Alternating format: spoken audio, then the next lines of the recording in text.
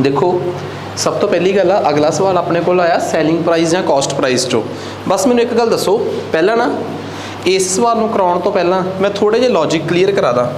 यार तुसी ये दसो कि जे मान लो तुसी कोई घड़ी 1200 रुपए की खरीदी है, 1200 रुपए ਉਹਦਾ खरीद मुल आ, जिन्हों तुसी पंजाबी च कॉस्ट प्राइस कहते हो या इंग्लिश च कॉस्ट प्राइस कह देंगे हो।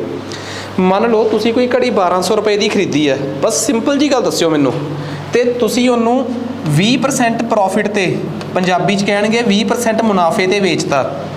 तुसी एक घड़ी 1200 रुपए की खरीदी आ तो तुसी उन्होंने 20% मुनाफे ते वेचता। दसो तुसी उन्होंने वेचिया किन्ने दा? फाइंड योर सैलिंग प्राइस, जानी कि तुसी अपना वेच मुल दसो। चलो इदां करो, कहंदे आ कि जे तुसी घड़ी 1200 रुपए की खरीदी है ना, जेकर तुसी घड़ी 1200 रुपए की खरीदी आ, उहदे ते किन्ने % प्रॉफिट होया तुहानूं? किन्ने % प्रॉफिट होया? 20%।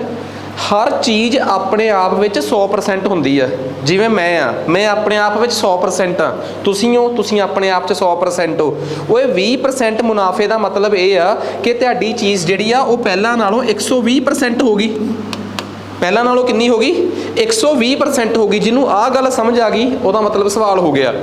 1200 रुपए की चीज़ सी, 1200 की चीज़ सी, 120% ਉਹਦੇ ਤੇ ਉਹਦਾ रेट हुण हो गया 20% मुनाफे का मतलब आ रेट 120% हो गया। 120% का मतलब आ इनू ਇਹਦੇ ਨਾਲ डिवाइड किया, ये आ गया अपने को शायद 1440। ये किहड़ा प्राइस आ गया?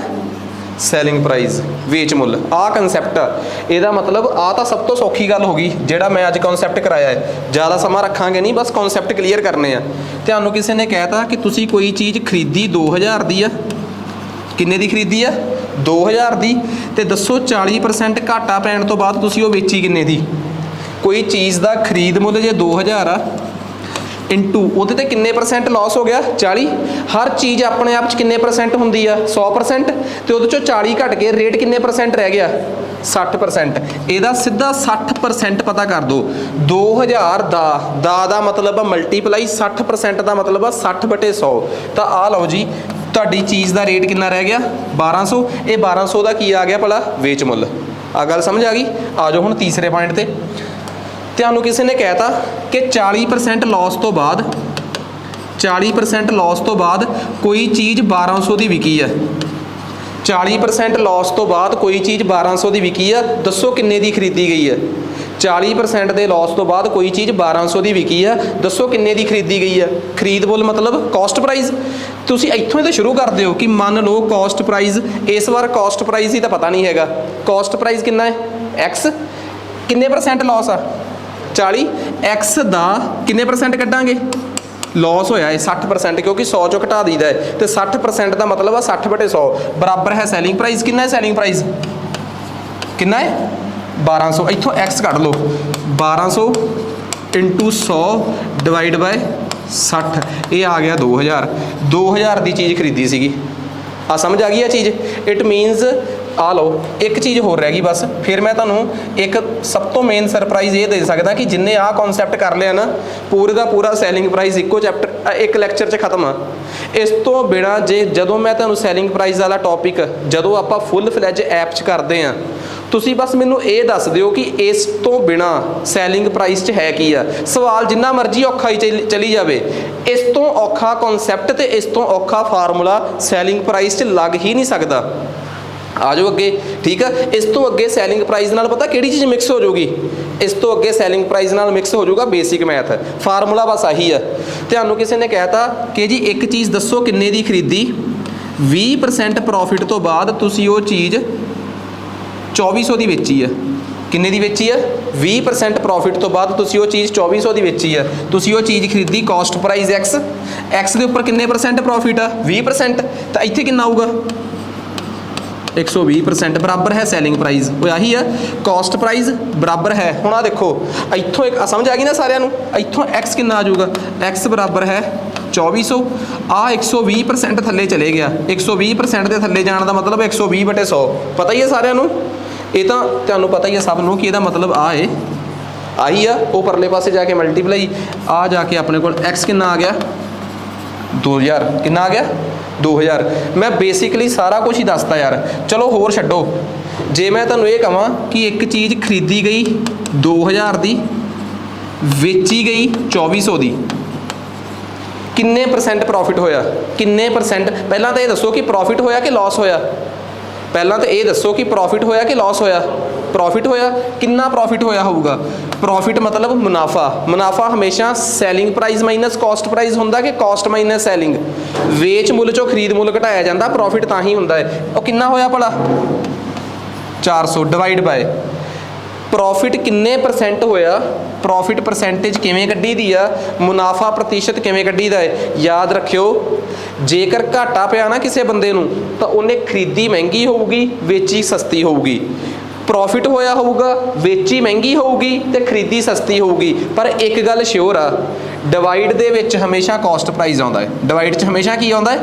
Caste price. ਤੇ ਮਲਟੀਪਲਾਈ ਹਮੇਸ਼ਾ ਕਿਹਦੇ ਨਾਲ ਕਰੀਦਾ ਹੈ? 100 ਨਾਲ। ਬਸ ਜੇ ਲਾਸ ਵੀ ਹੋਇਆ ਨਾ, ਉੱਪਰ ਜਿੰਨਾ ਲਾਸ, ਡਿਵਾਈਡ ਹਮੇਸ਼ਾ ਹੀ ਕਿਹਦੇ ਨਾਲ ਹੋਣਾ ਹੈ ਭਲਾ? ਆਪਣਾ ਕਾਸਟ ਪ੍ਰਾਈਸ ਨਾਲ ਹੋਣਾ ਹੈ। ਬਸ ਆ ਯਾਦ ਰੱਖਿਓ, 1 ਤੇ 5 ਤੇ ਇਹ ਆਨਸਰ ਕਿੰਨਾ ਆ ਗਿਆ? 20%। ਆ ਸਵਾਲ ਖਤਮ। ਸੋ ਮੇਰੇ ਹਿਸਾਬ ਨਾਲ ਤੁਹਾਨੂੰ ਇਹ ਗੱਲ ਚੰਗੀ ਤਰ੍ਹਾਂ ਪਤਾ ਲੱਗਣੀ ਚਾਹੀਦੀ ਆ ਕਿ ਬਈ ਜਦੋਂ ਆਪਾਂ ਨੂੰ ਕਿਸੇ ਨੇ ਕਹਿਤਾ ਕਿ ਕੋਈ ਚੀਜ਼ ਖਰੀਦੀ ਗਈ ਜਾਂ ਵੇਚੀ ਗਈ ਤਾਂ ਇੱਕੋ ਹੀ ਫਾਰਮੂਲਾ ਹੈ। ਜਿਵੇਂ ਆਹ ਦੇਖੋ, ਜਿਹੜੇ ਪੰਜਾਬੀ 'ਚ ਲਿਖਣ ਵਾਲੇ ਆ ਤੇ ਇੰਗਲਿਸ਼ ਲਿਖਣ ਵਾਲੇ ਆ, ਪੰਜਾਬੀ 'ਚ ਲਿਖਦੇ ਆ ਇੰਗਲਿਸ਼ ਵਾਲੇ ਆ ਤੇ ਪੰਜਾਬੀ 'ਚ ਲਿਖਦੇ ਆ ਖਰੀਦ ਮੁੱਲ। ਕਾਸਟ ਪ੍ਰਾਈਸ ਦੇ ਨਾਲ ਮਲਟੀਪਲਾਈ ਕਰੀਦਾ ਹੈ। ਕੀ ਭਲਾ? ਜੇ ਤਾਂ ਪ੍ਰੋਫਿਟ ਹੋਇਆ ਹੋਵੇ ਤਾਂ 100 ਦੇ ਵਿੱਚ P ਜੋੜ ਦਈਦਾ ਹੈ। ਜੇ ਤਾਂ ਪ੍ਰੋਫਿਟ ਹੋਇਆ ਹੋਵੇ, ਲਾਭ ਹੋਇਆ ਹੋਵੇ ਤਾਂ 100 'ਚ P ਜੋੜ ਕੇ, ਜਾਂ ਤਾਂ 20% ਹੋਇਆ ਸੀ ਤਾਂ ਆਪਾਂ ਕਿੰਨਾ ਲਿਖਿਆ ਸੀ ਭਲਾ? 120। ਤੇ ਜੇ ਲਾਸ ਹੋਇਆ ਹੋਵੇ ਤਾਂ ਫਿਰ ਕੀ ਕਰ ਦਈਦਾ ਹੈ? ਉਨਾ ਹੀ ਵਿੱਚੋਂ L ਘਟਾ ਦਈਦਾ ਹੈ। ਫਿਰ ਇਹਦੇ ਨਾਲ ਕੀ ਪਾ ਦਈਦਾ ਹੈ? ਪ੍ਰਤੀਸ਼ਤ। ਤੇ ਇਹ ਕਿਹਦੇ ਬਰਾਬਰ ਲਿਖ ਦਈਦਾ ਹੈ? ਸੈਲਿੰਗ ਪ੍ਰਾਈਸ ਦੇ। ਜਿਹਨੂੰ ਆਹ ਫਾਰਮੂਲਾ ਸਮਝ ਆ ਗਿਆ, ਸਮਝ ਲਓ ਕਿ ਆਹ ਫਾਰਮੂਲਾ ਆਪਣੇ ਆਪ 'ਚ ਕੁਛ ਨਹੀਂਗਾ, ਇਹੀ ਸਾਰੀ ਕਹਾਣੀ ਆ ਪੂਰੇ ਚੈਪਟਰ ਦੀ। ਸੋਚ ਕੇ ਦੇਖੋ ਕਿ ਮੈਥ ਦਾ ਇੱਕ ਚੈਪਟਰ ਇੱਕ ਫਾਰਮੂਲੇ ਦੇ ਆਲੇ ਦੁਆਲੇ ਘੁੰਮ ਜਾਂਦਾ ਸਾਰਾ। ਕਿ 100 ਦੇ ਵਿੱਚ, ਯਾਦ ਆ ਮੈਂ ਤੁਹਾਨੂੰ ਕਿਹਾ ਕਿ 1200 ਰੁਪਏ ਦੀ ਚੀਜ਼ ਤੇ 20% ਪ੍ਰੋਫਿਟ ਆ। ਦੱਸੋ ਵੇਚ ਮੁੱਲ ਕਿੰਨਾ ਹੈ? 1200 ਗੁਣਾ 20% ਪ੍ਰੋਫਿਟ ਦਾ ਮਤਲਬ ਆ ਚੀਜ਼ ਕਿੰਨੀ ਪਰਸੈਂਟ ਵੱਧ ਗਈ ਭਲਾ? ਚੀਜ਼ 120% ਹੋ ਗਈ। 30% ਲਾਸ ਦਾ ਮਤਲਬ ਆ 700 ਵਾਲੀ ਚੀਜ਼ ਦਾ, 700 ਦੀ ਚੀਜ਼ ਤੇ 30% ਲਾਸ ਦਾ ਮਤਲਬ ਸਮਝ ਗਏ ਕੀ ਆ? 700 ਗੁਣਾ 30% ਲਾਸ ਦਾ ਮਤਲਬ ਕੀ ਆ? 100 ਚੋਂ 30 ਘਟਾ ਦਿਓ, 70%। 2500 ਦੀ ਚੀਜ਼ ਤੇ ਜੇ 40% ਲਾਸ ਹੋ ਗਿਆ ਤਾਂ 2500 ਗੁਣਾ 60%, ਇਹ ਉਹਦਾ ਸੈਲਿੰਗ ਪ੍ਰਾਈਸ ਆ ਜਾਊਗਾ। ਬਸ ਕਈ ਵਾਰੀ ਕੀ ਹੁੰਦਾ, ਕਾਸਟ ਪ੍ਰਾਈਸ ਨਹੀਂ ਦਿੱਤਾ ਹੁੰਦਾ, ਸੈਲਿੰਗ ਕਰਨਾ ਹੈ ਤੇ ਤੁਸੀਂ ਜਾ ਕੇ ਦੁਬਾਰਾ ਆਪਣੀ ਵੀਡੀਓ ਚੈੱਕ ਕਰ ਲਿਓ। ਆ ਸਮਝ ਆ ਗਿਆ ਸਾਰਿਆਂ ਨੂੰ? ਕਨਸੈਪਟ ਕਲੀਅਰ ਹੈ? ਹਾਂਜੀ। ਜੇ ਆਪਾਂ ਨੂੰ ਇਹ ਸਮਝ ਆ ਗਿਆ ਤਾਂ ਇਟ ਮੀਨਸ ਹੁਣ ਆਪਾਂ ਚੱਲਦੇ ਹਾਂ ਆਪਣੇ ਸਵਾਲ ਤੇ। ਪੜ੍ਹੋ ਜੀ ਸਵਾਲ ਕੀ ਹੈ। ਬੇਸ਼ੱਕ ਆਪਾਂ ਸੈਲਿੰਗ ਪ੍ਰਾਈਸ, ਕਾਸਟ ਪ੍ਰਾਈਸ ਆਪਣੇ ਕੋਰਸ ਦੇ ਵਿੱਚ ਕਰਿਆ ਚਾਹੇ ਨਹੀਂ ਕਰਿਆ, ਉਹ ਮਕਸਦ ਹੀ ਹੈ ਨਹੀਂ। ਮਕਸਦ ਇਹ ਆ ਕਿ ਤੁਸੀਂ ਜੇ ਇਸ ਵੀਡੀਓ ਨੂੰ ਪਹਿਲੀ ਵਾਰ ਆਪਾਂ ਦੇਖ ਰਹੇ ਹਾਂ ਕਿਸੇ ਸਵਾਲ ਨੂੰ, ਘੱਟੋ ਘੱਟ ਕੱਲ੍ਹ ਨੂੰ ਜਦੋਂ ਤੁਸੀਂ ਸੈਲਿੰਗ ਪ੍ਰਾਈਸ, ਕਾਸਟ ਪ੍ਰਾਈਸ ਵਾਲਾ ਚੈਪਟਰ ਕਰੋਗੇ ਤਾਂ ਤੁਸੀਂ ਇਹ ਮੰਨ ਕੇ ਚੱਲੋ 80% ਚੈਪਟਰ ਹੋ ਗਿਆ ਆਪਣਾ, ਇਹਦੇ 'ਚ ਕੁਝ ਵੀ ਨਹੀਂ ਬਚਿਆ ਯਾਰ। ਤਾਂ ਹੀ ਮੈਂ ਕਹਿੰਦਾ ਕਿ ਮੈਥ 'ਚ ਤਾਂ ਇੱਕੋ ਹੀ ਚੈਪਟਰ ਸਭ ਤੋਂ ਵੱਧ ਇੰਪੋਰਟੈਂਟ ਆ, ਬੇਸਿਕ ਮੈਥਸ। ਤੁਸੀਂ ਆਪ ਦੇਖਿਓ, ਮੈਂ ਸਾਰੇ ਸਵਾਲ ਇਸੇ ਤਰੀਕੇ ਨਾਲ ਤਾਂ ਕਰਾ ਰਿਹਾ। ਆ ਜਾਓ ਹੁਣ। ਕਹਿੰਦਾ ਇੱਕ ਬੰਦੇ ਨੇ, ਆਹ ਦੇਖੋ ਪੰਜਾਬੀ 'ਚ ਕੀ ਲਿਖਿਆ, ਇੱਕ ਆਦਮੀ ਨੇ 34 ਰੁਪਏ ਦੇ 8 ਸੇਬ ਖਰੀਦੇ। Rate of 8 for rupees 34। 8 ਸੇਬ ਕਿੰਨੇ ਰੁਪਏ ਦੇ ਖਰੀਦੇ? 34 ਰੁਪਏ ਦੇ। ਤੇ ਵੇਚੇ ਕਿੰਨੇ ਦੇ? 12 ਫॉर ਰੁਪੀਜ਼ 57। ਮਤਲਬ 57 ਰੁਪਏ ਦੇ 12 ਵੇਚਤੇ। ਪਹਿਲਾਂ ਤਾਂ ਟੈਕਨੀਕਲੀ ਮੈਨੂੰ ਇਹ ਦੱਸੋ ਕਿ ਇਸ ਹਿਸਾਬ ਨਾਲ ਦੇਖ ਕੇ ਕਿਤੇ ਵੀ ਲੱਗਦਾ ਹੈ ਕਿ ਉਹਨੂੰ ਪ੍ਰੋਫਿਟ ਹੋਇਆ ਕਿ ਲਾਸ ਹੋਇਆ? ਕੀ ਉਹ ਮੁਨਾਫੇ 'ਚ ਆ ਕਿ ਘਾਟੇ 'ਚ ਆ? ਬੜੀ ਗੁੰਝਲਦਾਰ ਜੀ ਚੀਜ਼ ਆ। 8 ਸੇਬ ਕਿੰਨੇ ਦੇ ਖਰੀਦੇ ਆ? 34। ਪਲੀਜ਼ ਇੱਕ ਵਾਰ ਫੋਕਸ ਕਰੋ ਮੇਰੇ ਤੇ। ਜੇ ਮੈਂ ਤੁਹਾਨੂੰ ਇਹ ਕਹਾਂ ਕਿ ਤੁਸੀਂ 8 ਸੇਬ 40 ਰੁਪਏ ਦੇ ਖਰੀਦੇ ਆ ਤਾਂ ਇੱਕ ਸੇਬ ਕਿੰਨੇ ਦਾ ਖਰੀਦਿਆ? 8 ਸੇਬ 40 ਰੁਪਏ ਦੇ ਖਰੀਦੇ ਆ ਤਾਂ ਇੱਕ ਸੇਬ ਕਿੰਨੇ ਦਾ ਖਰੀਦਿਆ? 40/8 5 ਰੁਪਏ ਦਾ। ਤੁਸੀਂ ਕਿਸੇ ਨੇ ਕਿਹਾ ਕਿ 8 ਸੇਬ ਖਰੀਦੇ ਗਏ ਆ ਕਿੰਨੇ ਰੁਪਏ ਦੇ? 34 ਰੁਪਏ ਦੇ। ਤੁਸੀਂ ਇਹ ਪਤਾ ਕਰ ਲਓ ਕਿ ਇੱਕ ਸੇਬ ਕਿੰਨੇ ਦਾ ਖਰੀਦਿਆ ਗਿਆ?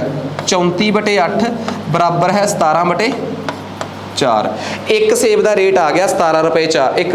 ਇੱਕ ਸੇਬ ਦਾ ਰੇਟ ਕਿੰਨਾ ਆ ਗਿਆ? 17/4। Very simple.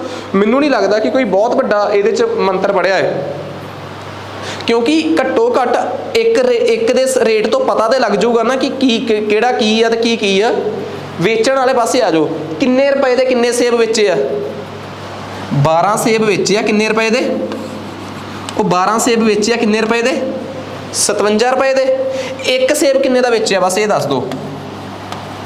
57/12 ਉਹ ਕਿੰਨਾ ਹੁੰਦਾ 57/12 ਕੱਟਿਆ ਜਾਂਦਾ ਕਿ ਨਹੀਂ ਕੱਟਿਆ ਜਾਂਦਾ ਹਾਂਜੀ 57/12 7 + 5 12 ਤੇ 2 + 1 3 3 ਦੇ ਡਿਵੀਜ਼ੀਬਿਲਟੀ ਹੈਗੀ ਆ ਕਿੰਨਾ ਆਊਗਾ ਭਲਾ ਇੱਥੇ ਹੁਣ ਬੋਲੋ ਕਿੰਨਾ ਹੈ ਕਨਫਰਮ ਆ ਕਿ ਇਹ 19 ਆਊਗਾ ਉਹ ਕਿੰਨਾ ਆਊਗਾ 19 ਇਹ ਕਿੰਨਾ ਆਊਗਾ 4 ਆ ਲਓ ਜੀ ਦੱਸੋ ਵੀ ਇੱਕ ਗੱਲ ਆ ਸਮਝ ਆ ਗਈ ਸਾਰਿਆਂ ਨੂੰ ਯਾਰ 19/4 3 ਦੇ ਟੇਬਲ ਤੇ ਕੱਟਤਾ ਆਪਾਂ 19 × 3 57 ਤੇ 4 × 3 12 ਇੱਥੋਂ ਸਾਨੂੰ ਇੱਕ ਗੱਲ ਸਮਝ ਆ ਗਈ ਕਿ ਹਾਂਜੀ ਇੱਕ ਗੱਲ ਮੈਨੂੰ ਸਮਝ ਆ ਗਈ ਕਿ ਇੱਕ ਸੇਬ ਖਰੀਦਿਆ ਮੈਂ 17/4 ਦਾ ਸੀ ਤੇ ਇੱਕ ਸੇਬ ਵੇਚਿਆ ਕਿੰਨੇ ਦਾ ਮੈਂ 19/4 ਦਾ ਬਸ ਇਹ ਦੱਸੋ ਕਿ ਇੱਕ ਸੇਬ ਦਾ ਖਰੀਦ ਮੁੱਲ ਜ਼ਿਆਦਾ ਹੈ ਕਾਸਟ ਪ੍ਰਾਈਸ ਜ਼ਿਆਦਾ ਹੈ ਕਿ ਉਸ ਸੇਬ ਦਾ ਸੈਲਿੰਗ ਪ੍ਰਾਈਸ ਯਾਨੀ ਕਿ ਵੇਚ ਮੁੱਲ ਜ਼ਿਆਦਾ ਹੈ ਕੀ ਜ਼ਿਆਦਾ ਹੈ ਮੈਥ ਦਾ ਰੂਲ ਕੀ ਕਹਿੰਦਾ ਹੈ ਕਿ ਜੇ ਡਿਨੋਮੀਨੇਟਰ ਥੱਲੇ ਵਾਲੇ ਹਰ ਸੇਮ ਹੋਣ ਤਾਂ ਉੱਪਰ ਵਾਲਾ ਅੰਸ਼ ਜਿੰਨਾ ਵੱਧ ਉਨੀ ਸੰਖਿਆ ਵੱਡੀ ਹੈ ਜੇ ਉੱਪਰ ਵਾਲੇ ਅੰਸ਼ ਯਾਨੀ ਕਿ ਨਿਊਮੀਰੇਟਰ ਸੇਮ ਹੋਣ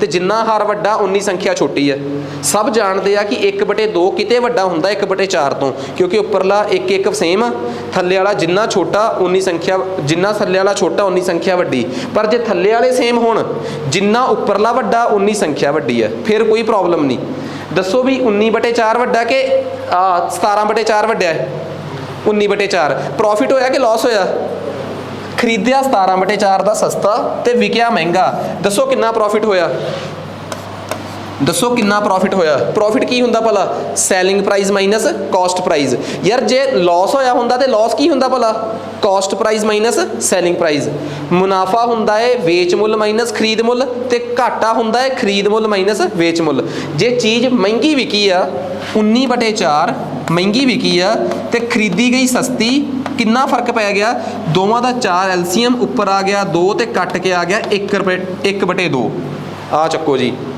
ਕਿੰਨਾ ਮੁਨਾਫਾ ਆ ਗਿਆ ਆਪਣੇ ਕੋਲ 1/2 ਇਹੀ ਆ ਗਿਆ ਕਿੱਡਾ ਸੌਖਾ ਸਵਾਲ ਸੀ ਕਹਿੰਦਾ 8 ਸੇਬ 34 ਰੁਪਏ ਦੇ ਖਰੀਦੇ ਆ ਮੈਂ ਕਿਹਾ ਜੀ ਇੱਕ ਕਿੰਨੇ ਦਾ ਖਰੀਦਿਆ ਕਹਿੰਦਾ 17/4 ਦਾ ਕਹਿੰਦਾ 12 ਸੇਬ 57 ਰੁਪਏ ਦੇ ਵੇਚਤੇ ਮੈਂ ਕਿਹਾ ਜੀ ਇੱਕ ਕਿੰਨੇ ਦਾ ਵੇਚਿਆ ਕਹਿੰਦਾ 19/4 ਦਾ ਮੈਂ ਕਿਹਾ ਅੱਛਾ ਖਰੀਦੇ ਸਸਤੇ ਤੇ ਵੇਚੇ ਮਹਿੰਗੇ ਕਹਿੰਦਾ ਯੈਸ ਮੈਂ ਕਿਹਾ ਦੱਸੋ ਕਿੰਨਾ ਪ੍ਰੋਫਿਟ ਹੋਇਆ ਕਹਿੰਦਾ 1/2 ਅੱਧੇ ਰੁਪਏ ਦਾ 1/2 ਮਤਲਬ ਅੱਧੇ ਰੁਪਏ ਦਾ ਕਿੰਨੇ ਸੇਬ ਵੇਚ ਕੇ ਅੱਧੇ ਰੁਪਏ ਦਾ ਪ੍ਰੋਫਿਟ ਹੋਇਆ ਕਿੰਨੇ ਰੁਪਏ ਵੇਚ ਕੇ ਅੱਧੇ ਰੁਪਏ ਦਾ ਪ੍ਰੋਫਿਟ ਹੋਇਆ ਇੱਕ ਸੇਬ ਵੇਚ ਕੇ ਲਿਖਿਆ ਹੋਇਆ ਕਿਉਂਕਿ ਐਟ ਦੀ ਐਂਡ ਮੈਂ ਕਿੰਨੇ ਦਾ ਰੇਟ ਕੱਢ ਲਿਆ ਸੀਗਾ ਇੱਕ ਦਾ ਮੈਂ ਰੇਟ ਕਿੰਨੇ ਦਾ ਕੱਢ ਲਿਆ ਸੀਗਾ ਇੱਕ ਦਾ ਇੱਕ ਸੇਬ ਵੇਚ ਕੇ 50 ਪੈਸੇ ਬਚੇ ਆ ਸਵਾਲ ਪਤਾ ਕੀ ਆ ਕਹਿੰਦਾ 45 ਰੁਪਏ ਦਾ ਪ੍ਰੋਫਿਟ ਹੋਇਆ ਏ ਕਿੰਨੇ ਰੁਪਏ ਦਾ ਪ੍ਰੋਫਿਟ ਹੋਇਆ 45 ਰੁਪਏ ਦਾ ਪ੍ਰੋਫਿਟ ਹੋਇਆ ਏ ਦੱਸੋ ਕਿੰਨੇ ਸੇਬ ਵੇਚੇ ਆ ਸੋਚ ਕੇ ਦੇਖੋ ਤੁਹਾਡੇ ਸਾਹਮਣੇ ਸਵਾਲ ਆ 1 ਸਕਿੰਟ ਦਾ ਸਵਾਲ ਸੀਗਾ ਤੁਸੀਂ ਇਮੇਜਿਨ ਕਰਕੇ ਦੇਖੋ ਕਹਿੰਦਾ ਇੱਕ ਸੇਬ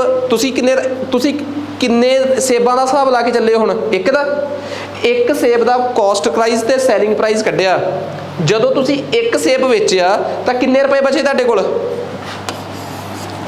50 ਪੈਸੇ ਕਿੰਨੇ ਰੁਪਏ ਬਚਾਉਣੇ ਚਾਹੁੰਦੇ ਹੋ ਤੁਸੀਂ 45 ਰੁਪਏ ਦੱਸੋ ਕਿ 45 ਰੁਪਏ ਬਚਾਉਣ ਵਾਸਤੇ ਕਿੰਨੇ ਸੇਬ ਵੇਚਣੇ ਚਾਹੀਦੇ ਆ ਜੇ ਇੱਕ ਸੇਬ ਵੇਚੋਗੇ ਤੇ 50 ਪੈਸੇ ਬਚਣਗੇ ਕਿੰਨੇ ਸੇਬ ਵੇਚੋਗੇ ਕਿ ਤੁਹਾਡੇ 45 ਰੁਪਏ ਬਚਣ 90 ਸੇਬ ਕਿੰਨੇ ਸੇਬ ਵੇਚੋਗੇ 90 ਸੇਬ ਗੱਲ ਸਮਝ ਆ ਗਈ ਇਟ ਮੀਨਸ ਸਿੱਧਾ ਹੀ ਡਬਲ ਕਰ ਦਿਓ ਕਿਉਂਕਿ ਤੁਹਾਨੂੰ ਇੱਕ ਗੱਲ ਪਤਾ ਲੱਗ ਗਈ ਕਿ ਯਾਰ ਇੱਕ ਸੇਬ ਵੇਚ ਕੇ ਅੱਧਾ ਰੁਪਈਆ ਬਚਦਾ ਹੈ ਇਹਦਾ ਮਤਲਬ 2 ਸੇਬ ਵੇਚ ਕੇ 1 ਰੁਪਈਆ ਬਚ ਰਿਹਾ ਹੈ ਕਿੰਨੇ ਸੇਬ ਵੇਚ ਕੇ 2 ਸੇਬ ਵੇਚ ਕੇ 1 ਰੁਪਈਆ ਬਚ ਰਿਹਾ ਹੈ ਕਿੰਨੇ ਸੇਬ ਵੇਚ ਕੇ 45 ਰੁਪਏ ਬਚਣਗੇ ਇਟ ਮੀਨਸ 90 ਸੇਬ ਵੇਚ ਕੇ ਡਾਇਰੈਕਟ ਹਿੱਟ ਐਂਡ ਟ੍ਰਾਇਲ ਨਾਲ ਕਰ ਲਿਆ ਵੈਸੇ ਇੱਕ ਗੱਲ ਹੋਰ ਆ ਇੱਥੇ ਸਾਨੂੰ ਐਵੇਂ ਨਹੀਂ ਸੀ ਕਰਨਾ ਚਾਹੀਦਾ ਚਲੋ ਇਹ ਤਾਂ ਆਪਾਂ ਕਰ ਲਿਆ ਬੜਾ ਈਜ਼ੀ ਆ ਬਹੁਤ ਈਜ਼ੀ ਆ ਸਵਾਲ ਆਪਾਂ ਐਵੇਂ ਕਰ ਲਿਆ ਕਿ ਬਈ ਇੱਕ ਸੇਬ ਵੇਚ ਕੇ ਅੱਧਾ ਰੁਪਈਆ ਬਚਿਆ ਦੱਸੋ ਕਿੰਨੇ ਸੇਬ ਵੇਚ ਕੇ 45 ਰੁਪਏ ਬਚਣਗੇ ਤਾਂ ਤੁਹਾਡੇ ਦਿਮਾਗ 'ਚ ਫੱਟ ਆ ਗਿਆ ਕਿ 90 ਸੇਬ ਵੇਚ ਕੇ ਪਰ ਇੱਕ ਗੱਲ ਦੇਖੋ ਵੈਸੇ ਜੇ ਕੋਈ ਮੈਨੂੰ ਪੁੱਛੇ ਕਿ ਇਸ ਸਵਾਲ ਦਾ ਤੁਹਾਡੇ ਕੋਲ ਕੋਈ ਬਹੁਤ ਸ਼ਾਨਦਾਰ ਲੌਜਿਕ ਹੈਗਾ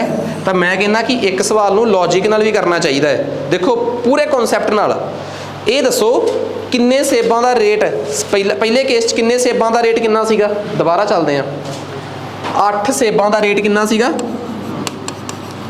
ਓਏ 8 ਸੇਬਾਂ ਦਾ ਰੇਟ ਕਿੰਨਾ ਸੀਗਾ 37 ਰੁਪਏ 34 ਰੁਪਏ ਇੱਕ ਸੇਬ ਦਾ ਰੇਟ ਕਿੰਨਾ ਸੀਗਾ ਇੱਕ ਸੇਬ ਦਾ ਰੇਟ 34/8 ਯਾਨੀ ਕਿ 17/4 ਰੁਪਏ ਤੁਹਾਨੂੰ ਨਹੀਂ ਪਤਾ ਤੁਸੀਂ ਮੰਨ ਲਿਆ ਐਕਸ ਸੇਬ ਵੇਚਿਆ ਤੁਸੀਂ ਐਕਸ ਸੇਬਾਂ ਦਾ ਰੇਟ ਕਿੰਨਾ ਹੈ ਤੁਹਾਨੂੰ ਪਤਾ ਕਿ ਜੇ 8 ਤੋਂ 1 ਦਾ ਕੱਢਣਾ ਹੋਵੇ ਤਾਂ ਡਿਵਾਈਡ ਕਰ ਦਈਦਾ ਤੇ ਜੇ ਇੱਥੋਂ ਕੱਢਣਾ ਹੋਵੇ ਤਾਂ ਇਹਨੂੰ ਨਾਲ ਕੀ ਕਰ ਦਈਦਾ ਮਲਟੀਪਲਾਈ। ਯੂਨਿਟਰੀ ਮੈਥਡ ਆਉਂਦਾ ਸਭ ਨੂੰ ਕਿ ਬਈ 5 ਬੰਦਿਆਂ ਨੇ ਖਾਧੀਆਂ 25 ਰੋਟੀਆਂ, ਇੱਕ ਬੰਦਾ ਖਾਊਗਾ 25/5, 7 ਬੰਦੇ ਕਿੰਨੀਆਂ ਰੋਟੀਆਂ ਖਾਣਗੇ 25/5 ਗੁਣਾ 7। ਯਾਦ ਆ ਬੇਸਿਕ ਮੈਥ, ਉਹੀ ਬੇਸਿਕ ਮੈਥ ਇੱਥੇ ਲਾਤਾ। ਆ ਜਾਓ ਹੁਣ ਵੇਚਣ ਵਾਲੇ ਪਾਸੇ, ਕਿੰਨੇ ਸੇਬਾਂ ਦਾ ਵਿਕੀਏ ਕਿੰਨੇ ਆ 12 ਸੇਬਾਂ ਦਾ ਵੇਚ ਮੁੱਲ ਕਿੰਨਾ ਹੈ 57। ਇੱਕ ਸੇਬ ਕਿੰਨੇ ਦਾ ਸੈਲ ਹੋਇਆ 57/12, ਯੂ ਮੀਨ ਟੂ ਸੇ 19/4। ਦੱਸੋਗੇ ਐਕਸ ਸੇਬ 19, ਐਕਸ ਸੇਬ ਕਿੰਨੇ ਦੇ ਵਿਕੇ ਆ 19x/4। ਤੁਸੀਂ ਇੱਕ ਗੱਲ ਯਾਦ ਰੱਖਿਓ, ਪਹਿਲੀ ਗੱਲ ਤੁਸੀਂ ਕਹੋਗੇ ਯਾਰ ਆ 34 ਰੁਪਏ ਕੇ ਕਾਸਟ ਪ੍ਰਾਈਸ ਸੀ, ਖਰੀਦ ਮੁੱਲ ਸੀ, 57 ਰੁਪਏ ਉਹ ਸੀਗਾ ਸੈਲਿੰਗ ਪ੍ਰਾਈਸ ਸੀਗਾ। ਤੁਸੀਂ ਸਿੱਧਾ ਕਾਸਟ ਪ੍ਰਾਈਸ ਤੇ ਸੈਲਿੰਗ ਪ੍ਰਾਈਸ ਤੋਂ ਪ੍ਰੋਫਿਟ ਤੇ ਲਾਸ ਕਿਉਂ ਨਹੀਂ ਕੱਢਿਆ? ਉਹਦੀ ਇੱਕ ਵਜ੍ਹਾ ਸੀ, ਆ ਕਿੰਨੇ ਸੇਬਾਂ ਦਾ ਕਾਸਟ ਪ੍ਰਾਈਸ ਸੀਗਾ 8 ਦਾ, ਆ ਕਿੰਨਿਆਂ ਦਾ ਸੈਲਿੰਗ ਪ੍ਰਾਈਸ ਆ 12 ਦਾ। ਕਾਇਦਾ ਬਣਦਾ ਕੋਈ ਨਹੀਂ। ਹੁਣ ਸਹੀ ਹੋ ਤੁਸੀਂ, ਓਨੇ ਸੇਬਾਂ ਦਾ ਹੀ ਖਰੀਦ ਮੁੱਲ, ਓਨੇ ਸੇਬਾਂ ਦਾ ਹੀ ਵੇਚ ਮੁੱਲ, ਓਨਿਆਂ ਦਾ ਹੀ ਕਾਸਟ ਪ੍ਰਾਈਸ, ਘੱਟੋ ਘੱਟ ਬਰਾਬਰ ਤਾਂ ਹੋਣ ਯਾਰ। ਐਕਸ ਸੇਬ ਮੰਨ ਕੇ ਚੱਲਿਓ ਤੁਸੀਂ ਵੇਚਣੇ ਆ, ਕਹਿੰਦੇ ਐਕਸ ਸੇਬਾਂ ਦਾ ਖਰੀਦ ਮੁੱਲ ਕੱਢ ਲਓ, ਐਕਸ ਸੇਬਾਂ ਦਾ ਵੇਚ ਮੁੱਲ ਕੱਢ ਲਓ। ਹੁਣ ਤੁਸੀਂ ਇਹਨਾਂ ਐਕਸ ਸੇਬਾਂ ਤੇ ਹੋਇਆ ਪ੍ਰੋਫਿਟ ਕੱਢ ਲਓ। What is profit 19x/4 minus ਕਿੰਨਾ ਆ ਗਿਆ 17x/4 and it is LCM ਉਲਸੀਐਮ ਲੈ ਕੇ ਦੇਖਿਓ ਪ੍ਰੋਫਿਟ ਆ ਗਿਆ ਆਪਣੇ ਕੋਲ ਕਿੰਨਾ x/2। ਸਾਨੂੰ ਕਿੰਨਾ ਪ੍ਰੋਫਿਟ ਹੋਇਆ? ਪ੍ਰੋਫਿਟ ਹੋ ਗਿਆ x/2। ਠੀਕ ਆ। ਕਹਿੰਦਾ ਕਿੱਡਾ ਸੌਖਾ ਸਵਾਲ ਆ, ਕਹਿੰਦਾ ਭਰਾਵੋ ਤੁਸੀਂ ਪ੍ਰੋਫਿਟ ਕਿੰਨਾ ਕਮਾਉਣਾ ਹੈ? ਕਹਿੰਦਾ ਤੁਸੀਂ 45 ਰੁਪਏ ਪ੍ਰੋਫਿਟ ਕਮਾਉਣਾ ਹੈ। ਜਿਹੜਾ ਤੁਹਾਡਾ ਐਂਡ 'ਚ ਆਇਆ ਹੈ ਪ੍ਰੋਫਿਟ, ਇਹਨੂੰ 45 ਦੇ ਬਰਾਬਰ ਰੱਖ ਦਿਓ। x/2 ਬਰਾਬਰ ਹੈ 45, x ਬਰਾਬਰ ਹੈ ਕਿੰਨਾ ਆ ਗਿਆ ਭਲਾ 90। ਤੁਹਾਨੂੰ ਇੱਕ ਗੱਲ ਦਾ ਅਹਿਸਾਸ ਹੋਇਆ ਕਿ ਤੁਸੀਂ ਸ਼ੁਰੂ 'ਚ ਮੰਨ ਕੇ ਚੱਲੇ ਕਿ ਤੁਸੀਂ ਆਪਣੇ ਵੱਲੋਂ ਕਿੰਨੇ ਸੇਬ ਵੇਚੇ ਆ x ਸੇਬ, ਤੇ ਐਂਡ 'ਚ x ਦਾ ਆਨਸਰ ਆ ਗਿਆ। ਤੁਹਾਨੂੰ ਇੱਕ ਵਾਰ ਵੀ ਸੋਚਣਾ ਪਿਆ ਇੱਥੇ ਤਾਂ, ਫਿਰ ਵੀ ਤੁਹਾਨੂੰ ਮਾੜਾ ਜਿਹਾ ਦਿਮਾਗ ਲਾਉਣਾ ਪਿਆ ਕਿ ਯਾਰ ਇੱਕ ਸੇਬ ਵਾਸਤੇ ਤੁਸੀਂ ਅੱਧੇ ਰੁਪਏ ਦਾ ਪ੍ਰੋਫਿਟ ਆ, ਕਿੰਨੇ ਸੇਬ ਵੇਚੋਗੇ ਕਿ 45 ਰੁਪਏ ਦਾ ਪ੍ਰੋਫਿਟ ਹੋ ਜੇ। ਪਰ ਅਸਲ ਦੇ ਵਿੱਚ ਐਕਸ ਜਿਹੜਾ ਹੁੰਦਾ ਨਾ ਉਹ ਤੁਹਾਡੀਆਂ ਸਾਰੀਆਂ ਜ਼ਿੰਮੇਵਾਰੀਆਂ ਆਪਣੇ ਤੇ ਲੈ ਲੈਂਦਾ ਹੈ। ਆਹੀ ਐਕਸ ਦੀ ਖਾਸੀਅਤ ਆ। ਤੁਸੀਂ ਆਪ ਦੇਖੋ ਬੇਸਿਕਸ ਦੇ ਨਾਲ ਤੁਸੀਂ ਤਾਂ ਇਸ ਕਰਕੇ ਇਹਦੇ 'ਚ ਤਾਂ 1/2 ਦਾ ਟ੍ਰਿਕ ਤਾਂ ਚੱਲ ਗਿਆ ਕਿ ਬੜਾ ਸੌਖਾ ਜਿਹਾ ਸੀਗਾ। ਜੇ ਕਿਤੇ ਥੋੜੀ ਜਿਹੀ ਕਨਫਿਊਜ਼ਿੰਗ ਟਰਮ ਹੁੰਦੀ ਜਾਂ ਪ੍ਰੋਫਿਟ ਬੜਾ ਕਨਫਿਊਜ਼ਿੰਗ ਜਿਹਾ ਨਿਕਲ ਕੇ ਆਉਂਦਾ, ਫਿਰ ਬਿਨਾਂ ਐਕਸ ਤੋਂ ਅੱਧਿਆਂ ਨੇ ਉਲਝ ਜਾਣਾ ਸੀਗਾ। ਇਹਦਾ ਮਤਲਬ ਬੇਸਿਕ ਮੈਂ ਤੁਸੀਂ ਸਿੰਪਲ ਜੀ ਗੱਲ ਆ, ਤੁਹਾਨੂੰ ਕਿਸੇ ਨੇ ਕਿਹਾ ਕਿੰਨੇ ਸੇਬ ਵੇਚੇ ਕਿ ਤੁਹਾਨੂੰ ਇੰਨਾ ਪ੍ਰੋਫਿਟ ਹੋਇਆ? ਤੁਹਾਨੂੰ ਕਿਸੇ ਨੇ ਕਿਹਾ 8 ਸੇਬ ਇੰਨੇ ਦੇ ਖਰੀਦੇ, ਇੱਕ ਕਿੰਨੇ ਦਾ ਖਰੀਦਿਆ /8, ਐਕਸ ਮੰਨ ਲਓ। ਐਕਸ ਨੂੰ ਇੱਕ ਵਾਰੀ ਮੰਨ ਲਿਆ, ਤੁਸੀਂ ਆਪ ਦੱਸੋ ਮੈਂ ਕੋਈ ਵੀ ਨਵੀਂ ਚੀਜ਼ ਦੱਸੀ ਹੋਵੇ, ਕੁਝ ਵੀ ਨਵਾਂ ਨਹੀਂ, ਬਿਲਕੁਲ ਬੇਸਿਕਸ ਤੋਂ ਆਪਾਂ ਇਸ ਸਵਾਲ ਨੂੰ ਚੱਕਿਆ ਹੈ। ਇਟ ਮੀਨਸ ਤੁਸੀਂ ਜੇ ਤੁਹਾਡੇ ਚੋਂ ਕਿਸੇ ਨੂੰ ਲੱਗਦਾ ਨਾ ਕਿ ਯਾਰ ਮੈਂ ਵਾਕਈ ਇਹ ਜਿਹੜਾ ਸਵਾਲ ਕਰਾਇਆ ਹੈ ਇਹਦੇ ਨਾਲ ਮੈਂ ਕਿੰਨੀ ਕੁ ਇੰਟੈਂਸਿਟੀ ਦੇ ਸਵਾਲ ਕਵਰ ਕਰ ਸਕਦਾ, ਮੈਂ ਇੰਨੀ ਸ਼ੋਰਟੀ ਦਿੰਦਾ ਤੁਹਾਨੂੰ। ਜੇ ਤੁਹਾਡੇ ਕੋਲ ਕਿਸੇ ਕੋਲ RS ਅਗਰਵਾਲ ਹੈ ਨਾ, ਇੱਕ ਸਵਾਲ ਕਿਰਾਏ ਤੇ, ਮੇਰੇ ਇੱਕ ਸਵਾਲ ਕਿਰਾਏ ਤੇ RS ਅਗਰਵਾਲ ਦੀਆਂ ਸਾਰੀਆਂ ਐਗਜ਼ਾਮਪਲਾਂ ਸੋਲਵ ਹੋ ਜਾਣਗੀਆਂ। ਇਟ ਮੀਨਸ ਇੰਨੀ ਜ਼ਿਆਦਾ ਇੰਟੈਂਸਿਟੀ ਨਾਲ ਮੈਂ ਇੱਕ ਸਵਾਲ ਕਰਾਇਆ ਹੈ। ਤੁਸੀਂ ਕੀ ਕਰਨਾ, ਵੀਡੀਓ ਨੂੰ 3 ਵਾਰ ਦੁਬਾਰਾ ਦੇਖਿਓ। ਇਟ ਮੀਨਸ ਤੁਸੀਂ ਸਮਝ ਗਏ ਕਿ ਮੈਥ ਕਿੰਨਾ ਛੋਟਾ ਜਿਹਾ ਸਬਜੈਕਟ ਆ। ਬਸ ਇੱਕੋ ਚੈਪਟਰ ਤੇ ਵਾਰ-ਵਾਰ ਕੈਲਕੂਲੇਸ਼ਨਾਂ ਤੇ ਮੈਂ ਹਮੇਸ਼ਾ ਕਹਿੰਦਾ ਜਿਨ੍ਹਾਂ ਕੋਲ ਕੋਰਸ ਆ ਵਾਰ-ਵਾਰ basic math type 1, basic math type 2, ਸਿੰਪਲੀਫਿਕੇਸ਼ਨ 1, ਸਿੰਪਲੀਫਿਕੇਸ਼ਨ 2, decimal ਤੇ ਫ੍ਰੈਕਸ਼ਨ, ਇਹ ਫਾਰਮੂਲੇ ਕਰੋ। ਕਿਉਂਕਿ ਜਿੱਥੇ ਸਵਾਲ ਆ ਜੇ ਨਾ 0.7 + 0.3 ਦਾ ਹੋਲ ਸਕੁਅਰ + 0.7 ਮਾਈਨਸ, ਉਹ ਨਹੀਂ ਹੁੰਦੇ ਕਿਸੇ ਤਰੀਕੇ ਨਾਲ। ਆਹ ਕਮਰਸ਼ੀਅਲ ਮੈਥ ਤੇ ਹੈ ਹੀ ਬਹੁਤ ਸੌਖਾ ਹੈ। ਬਸ ਇਹਨੂੰ ਇੱਕ ਵਾਰ ਸਟੇਟਮੈਂਟਾਂ ਪੜ੍ਹਨ ਦਾ ਚੱਕਰ ਹੁੰਦਾ ਹੈ। ਜਿਹਨੂੰ ਇੱਕ ਵਾਰੀ ਨਾਲੇ ਕੋਈ ਤੁਹਾਡੇ ਚੋਂ ਇਹ ਕਹਿ ਦੇ ਕਿ ਮੈਥ ਇੱਕ ਅੱਧੀ ਵਾਰ ਆ ਜਾਊਗਾ, ਜਿਨ੍ਹਾਂ ਨੇ ਮੈਥ ਕਦੀ ਜ਼ਿੰਦਗੀ 'ਚ ਕੀਤਾ ਨਹੀਂ ਭੁੱਲ ਜਾਓ, ਮੈਂ ਨਹੀਂ ਮੰਨਦਾ। ਮੈਥ ਘੱਟੋ ਘੱਟ 2-3 ਵਾਰ ਖੱਪ ਕੇ ਆਊਗਾ। ਇੱਕ ਵਾਰ ਮੈਥ ਯਕੀਨ ਦਿਵਾ ਦੂਗਾ ਕਿ ਮੈਂ ਤੁਹਾਨੂੰ ਸਮਝ ਨਹੀਂ ਆ ਸਕਦਾ, ਉਸ ਤੋਂ ਬਾਅਦ ਜਾ ਕੇ ਤੁਹਾਡੀ ਪਰਫਾਰਮੈਂਸ ਸੁਧਰੂਗੀ। ਜਿਨ੍ਹਾਂ ਨੂੰ ਮੈਥ ਬਿਲਕੁਲ ਨਹੀਂ ਆਉਂਦਾ ਨਾ, ਤਾਂ ਘੱਟੋ ਘੱਟ ਮੰਨ ਕੇ ਚੱਲੋ ਕਿ 4 ਮਹੀਨੇ ਦੇ ਸਟਰਗਲ ਤੋਂ ਬਾਅਦ ਉਹਨਾਂ ਦਾ ਮੈਥ ਬਾਕੀਆਂ ਦੇ ਮੈਥ ਦੇ ਬਰਾਬਰ, ਜਿਹਨਾਂ ਨੂੰ ਆਪਾਂ ਹਾਈਫਾਈ ਮੈਥ ਨਹੀਂ, ਜਿਨ੍ਹਾਂ ਨੂੰ ਆਪਾਂ ਅਬਵ ਐਵਰੇਜ ਮੈਥ ਕਹਿੰਦੇ ਆ ਨਾ, ਉਹ ਉਦੋਂ ਉੱਥੇ ਜਾ ਕੇ ਅਬਵ ਐਵਰੇਜ ਹੋਣਗੇ 3-4 ਵਾਰ ਦੇ ਸਟਰਗਲ ਤੋਂ ਬਾਅਦ। ਸੋ ਬੜਾ ਖਤਰਨਾਕ ਆ ਮੈਥ। ਕਿਸੇ ਵਾਸਤੇ ਇਹ ਸਵਾਲ ਬਹੁਤ ਈਜ਼ੀ ਹੋ ਸਕਦਾ ਬਟ ਹਰ ਇੱਕ ਲਈ ਨਹੀਂ। ਠੀਕ ਹੈ ਜੀ, ਆ ਜਾਓ ਹੁਣ ਲਓ ਜੀ ਅੱਗੇ ਦਿਮਾਗ। ਆਹ ਸਵਾਲ ਆ, ਆਪਾਂ ਦੇਖਦੇ ਹਾਂ, ਫਿਰ ਆਪਾਂ ਉਵੇਂ ਕਰਦੇ ਹਾਂ ਕੀ ਕਹਿੰਦਾ ਇਹ ਸਵਾਲ। ਕੈਲਕੂਲੇਸ਼ਨਾਂ ਦੇ ਹਿਸਾਬ ਨਾਲ ਦੇਖਦੇ ਹਾਂ। ਕਹਿੰਦਾ ਸੋਹਣ ਨੇ ਇੱਕ ਸਕੂਟਰ ਖਰੀਦਿਆ, ਸੋਹਣ ਨੇ ਇੱਕ ਸਕੂਟਰ ਖਰੀਦਿਆ, ਠੀਕ ਆ।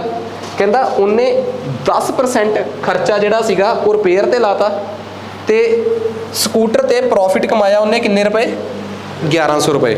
ਸਕੂਟਰ ਤੇ ਕਿੰਨਾ ਪ੍ਰੋਫਿਟ ਕਮਾਇਆ 1100 ਰੁਪਏ। ਗੌਰ ਕਰਿਓ ਸਾਰੇ ਸਵਾਲ ਤੇ।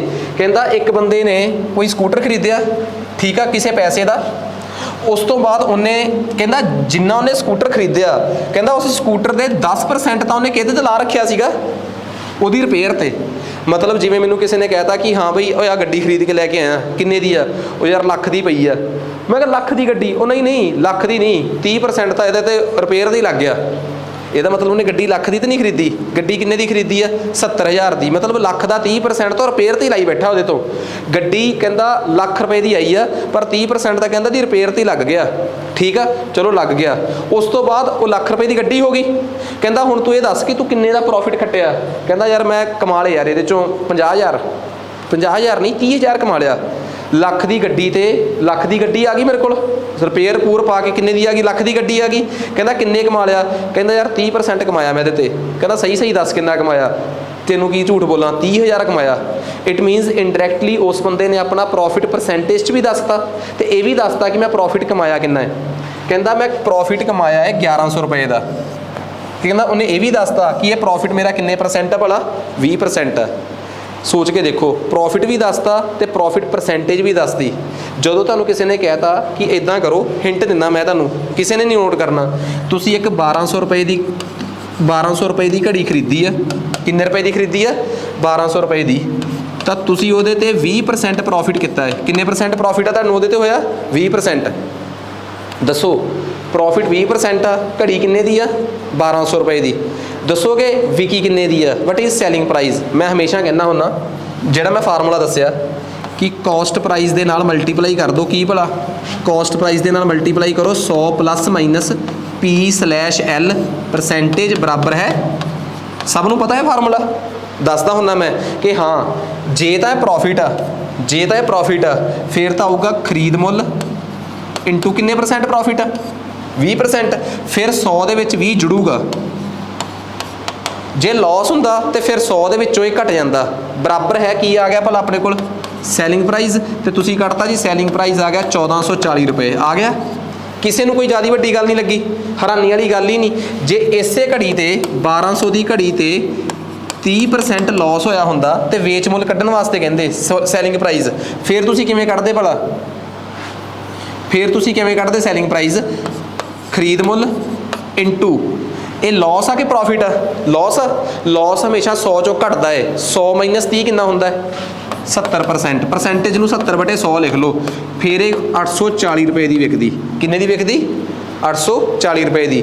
ਕਾਸਟ ਪ੍ਰਾਈਸ ਤੋਂ ਸੈਲਿੰਗ ਪ੍ਰਾਈਸ ਕੱਢਣਾ ਵੀ ਪਤਾ ਲੱਗ ਗਿਆ। ਚਲੋ ਇਦਾਂ ਕਰਦੇ ਹਾਂ, ਤੁਹਾਨੂੰ ਕਿਸੇ ਨੇ ਕਹਿਤਾ ਕਿ ਇੱਕ ਘੜੀ ਆ, ਤੁਹਾਨੂੰ ਕਿਸੇ ਨੇ ਕਹਿਤਾ ਕਿ 30% ਲਾਸ ਹੋਇਆ। ਕਿੰਨੇ ਪਰਸੈਂਟ? 30% ਲਾਸ ਹੋਇਆ ਤੇ ਇੱਕ ਘੜੀ 840 ਰੁਪਏ ਦੀ ਵਿਕੀ ਹੈ। ਕਿੰਨੇ ਰੁਪਏ ਦੀ ਵਿਕੀ ਹੈ? 840 ਰੁਪਏ ਦੀ। ਖਰੀਦ ਮੁੱਲ ਕਾਸਟ ਪ੍ਰਾਈਸ ਦੱਸੋ। ਉਹ ਜਿੱਥੋਂ ਅਸੀਂ ਸਵਾਲ ਸ਼ੁਰੂ ਕਰਦੇ ਉਹੀ ਪੁੱਛ ਲਿਆ ਉਹਨੇ। ਮੈਂ ਕੀ ਕਿਹਾ? Cost price. ਇੱਥੇ ਆਪਾਂ ਕਿੰਨਾ ਮੰਨ ਕੇ ਚੱਲਦੇ? Cost price x multiplied by loss ਹੋਇਆ 100 ਮਾਈਨਸ 30 ਲਿਖਾਂਗੇ ਕਿ 100 ਪਲੱਸ 30? 100 ਮਾਈਨਸ 30 ਕਿੰਨਾ ਆਊਗਾ? ਬਰਾਬਰ ਹੈ ਕਿੰਨਾ ਆ ਗਿਆ? x ਗੁਣਾ 70% ਦਾ ਮਤਲਬ ਆ 70/100 ਬਰਾਬਰ ਹੈ 840। x ਬਰਾਬਰ ਹੈ 840 ਗੁਣਾ 100 ਬਟੇ, ਆ ਲਓ ਜੀ, ਘੁਮਾ ਕੇ ਉੱਥੇ ਹੀ ਆ ਗਏ। ਠੀਕ ਆ। ਤੁਸੀਂ ਕਹੋਗੇ ਵਾਰ-ਵਾਰ ਮੈਂ ਇਹ ਚੀਜ਼ਾਂ ਕਿਉਂ ਕਰਾ ਰਿਹਾ? ਮੈਂ ਕੁਛ ਨਾ ਕੁਛ ਪੱਕਾ ਕਰਨਾ ਚਾਹੁੰਦਾ। ਆਹ ਤਾਂ ਸਮਝ ਆ ਗਿਆ ਤੁਹਾਨੂੰ? ਇਹ ਸਮਝ ਆ ਗਈ ਵੀਡੀਓ ਦਾ ਇਹ ਲੈਕਚਰ ਸੁਣ ਕੇ ਕਿ ਕਾਸਟ ਪ੍ਰਾਈਸ ਤੋਂ ਸੈਲਿੰਗ ਪ੍ਰਾਈਸ ਕਿਵੇਂ ਕੱਢਿਆ ਜਾ ਸਕਦਾ ਹੈ ਤੇ ਸੈਲਿੰਗ ਪ੍ਰਾਈਸ ਤੋਂ ਕਾਸਟ ਪ੍ਰਾਈਸ। ਜੇ ਕੋਈ ਮੈਨੂੰ ਇਹ ਕਹਿ ਦੇ, ਹੁਣ ਗੌਰ ਕਰਿਓ, ਜੇ ਕੋਈ ਮੈਨੂੰ ਇਹ ਕਹਿ ਦੇ ਕਿ 1500 ਦੀ ਚੀਜ਼ ਤੇ 20% ਪ੍ਰੋਫਿਟ ਹੋਇਆ। ਕਿੰਨਾ? 20% ਪ੍ਰੋਫਿਟ। ਸੈਲਿੰਗ ਪ੍ਰਾਈਸ ਨਹੀਂ ਪੁੱਛਿਆ, ਪ੍ਰੋਫਿਟ ਦੱਸੋ ਕਿੰਨਾ ਹੋਇਆ। ਕੀ ਪੁੱਛਿਆ ਉਹਨਾਂ ਨੇ?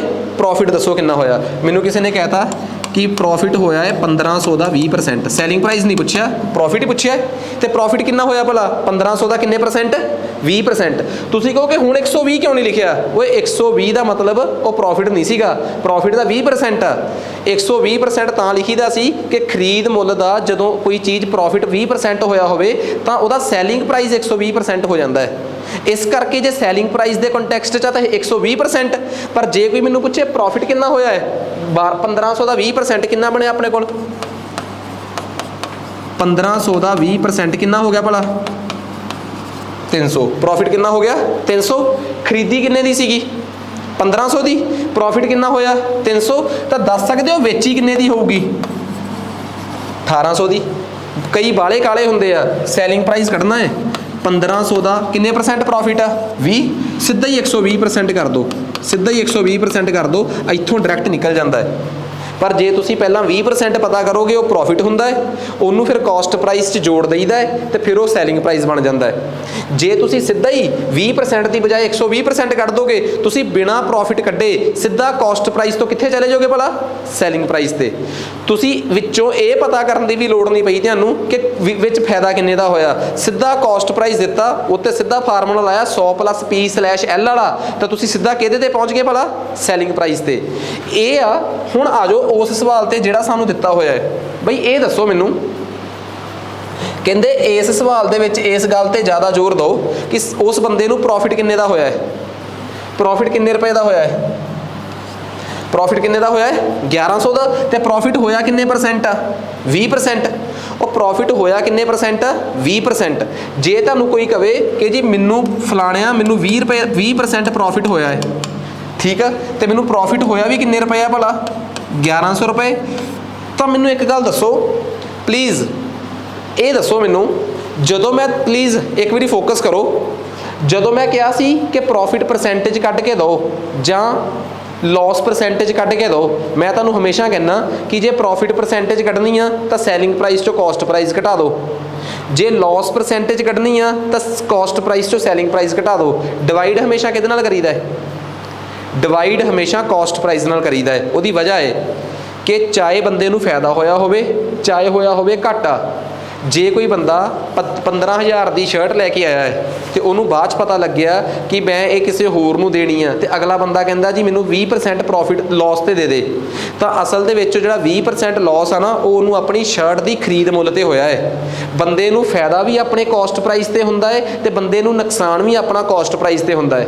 जे तुहानूं किसी ने कहता कि बई 20% का प्रॉफिट होया तैनूं ते होया भी 1100 रुपए आ, तो मैं कहूँगा मान लो मेरा कॉस्ट प्राइस X आ, उहदे ते मैनूं 20% प्रॉफिट होया है, तो मेरा प्रॉफिट हैगा कितना भला 1100। मेरा प्रॉफिट कितना है 1100। तो इत्थों मैं X बड़ी आसानी नाल कढ़ सकदा कि 1100 × 100 डिवाइड बाय 20, इहदे नाल कट्टिया गया X कितना आ गया भला अपने कोल 5500। बस आ सवाल आ।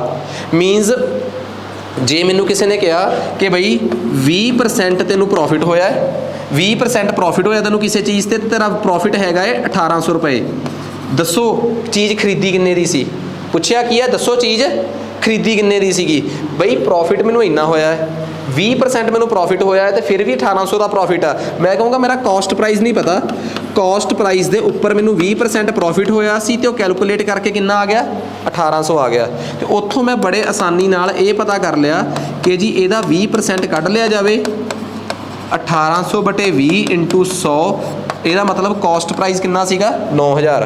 पर यह चीज़ तो आपां नूं दित्ती नहीं हुई उन्होंने, आपां नूं जो दिता सीगा वो मैं तुहानूं कैलकुलेट करके देता कि आए सानू किसी ने कहा कि जी मैनूं किसी चीज़ ते 20% प्रॉफिट होया है, तो प्रॉफिट है कितना भला 1100 रुपए। उत्थों मैं फार्मूला ला के ये पता कर लिया कि मेरी चीज़ ते मेरी कॉस्ट कितनी सी, ठीक है। ਇਹਦਾ मतलब मैं वो स्कूटर किन्ने दा खरीदिया सी भला 5500 का। बस मैनू इन्ना दस दो कि जे वो स्कूटर मैं 5500 का खरीदिया सी, मैनू किसी ने कहा कि भरावा तू अपनी कॉस्ट का किन्ने % रिपेयर ते लाया है, मैं रिपेयर ते किन्ने % लाया है 10%। ਇਹਦਾ मतलब मैं 5500 का इस 5500 का 10% किहदे ते ला रखिया रिपेयर ते। तो ਇਹਦਾ मतलब मैं 5500 ਦੇ ਵਿੱਚੋਂ किन्ने रुपए रिपेयर ਦੇ ਦਿੱਤੇ ਹੋਏ ਆ ਭਲਾ 500 रुपए। किन्ने रुपए, इट मीनस मैं 500 रुपए तो रिपेयर दे दिते सीगे। पहला मैनू किसी ने दसिया कि तू 20% के हिसाब नाल 1100 रुपए प्रॉफिट कमाया है, मैं 20% के हिसाब नाल 1100 रुपए प्रॉफिट कमाया। इत्थों मैं ये पता कर लिया कि मेरा कॉस्ट प्राइस कितना है, मेरा कॉस्ट प्राइस आ गया 5500 रुपए। मैनू किसी ने कहता कि जिन्नी तेरी कॉस्ट है ना ਇਹਦਾ 10% तो तू रिपेयर वाले नूं दे आया, तो मैं हैरान हो के देखा कि 5500 का 10% बनता कितना है 500। इट मीनस इनिशियली स्कूटर मैं 5000 का खरीदिया सी, 500 ਦੀ ਰਿਪੇਅਰ ਲਾ ਕੇ ਮੇਰੀ ਟੋਟਲ ਕਾਸਟ ਪ੍ਰਾਈਸ ਕੁੱਲ ਖਰੀਦ ਮੁੱਲ ਕਿੰਨਾ ਬਣ ਗਿਆ ਮੇਰਾ 5500 ਤੇ ਇਸ 5500 ਦੇ ਉੱਪਰ ਮੈਂ ਫਿਰ ਵੀ ਸਕੂਟਰ ਕਿੰਨੇ ਦਾ ਵੇਚ ਕਿੰਨੇ % ਪ੍ਰੋਫਿਟ ਤੇ ਵੇਚਤਾ 20% ਤੇ 5500 ਦਾ ਜਿਹੜਾ ਮੇਰਾ ਕਾਸਟ ਪ੍ਰਾਈਸ ਆਇਆ ਉਹਦੇ ਤੇ 20% ਪ੍ਰੋਫਿਟ ਕੱਢਿਆ ਤੇ ਮੈਂ 1100 ਰੁਪਏ ਪ੍ਰੋਫਿਟ ਕਮਾ ਲਿਆ।